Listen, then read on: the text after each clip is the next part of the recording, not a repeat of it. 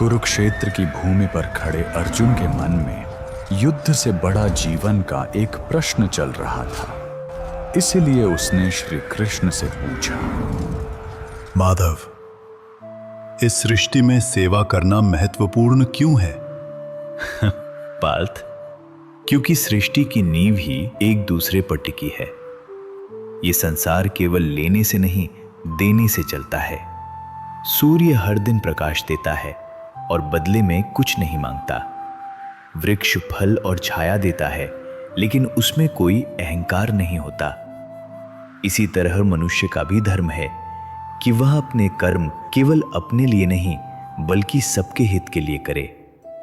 जब मनुष्य स्वार्थ छोड़कर कर्तव्य और लोक कल्याण के भाव से कर्म करता है, तब वह सृष्टि के उस नियम के साथ चलने लगता है।